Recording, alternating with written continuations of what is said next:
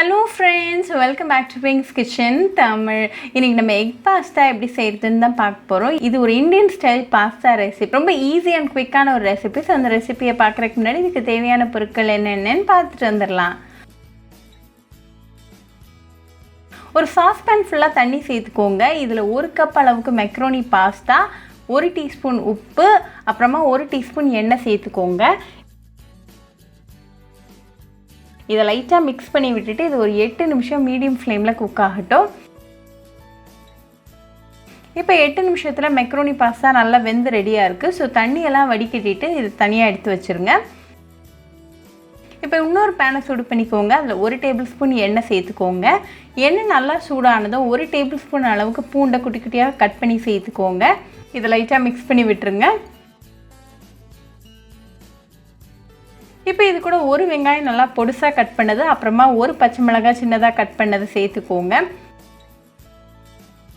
இதையும் நல்லா மிக்ஸ் பண்ணி விட்டுருங்க. வெங்காயம் நல்லா பொன்னிறம் ஆற வரைக்கும் நல்லா கலந்து விட்டுக்கோங்க.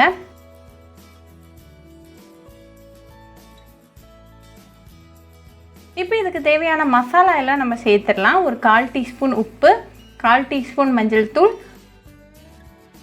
1/4 டீஸ்பூன் மிளகாத்தூள், 1/4 டீஸ்பூன் சில்லி ஃப்ளேக்ஸ், அப்புறமா 1/2 டீஸ்பூன் இட்டாலியன் சீசனிங் சேர்த்துக்கோங்க.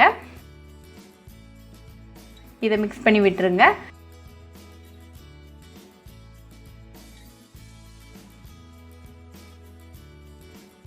இப்போ நம்மளோட மசாலா ரெடியாக இருக்குது. ஸோ நம்ம ரெடி பண்ணி வச்சுருக்கிற அந்த பாஸ்தாவை இது கூட சேர்த்துட்டு அதை நல்லா மிக்ஸ் பண்ணிடலாம்.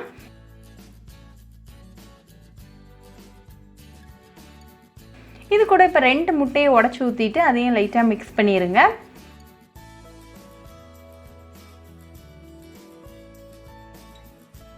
இது கூட ஒரு 1/4 டீஸ்பூன் மிளகுத்தூள் சேர்த்துக்கோங்க. முட்டை நல்லா வேகிற வரைக்கும் நல்லா குக் பண்ணிக்கோங்க.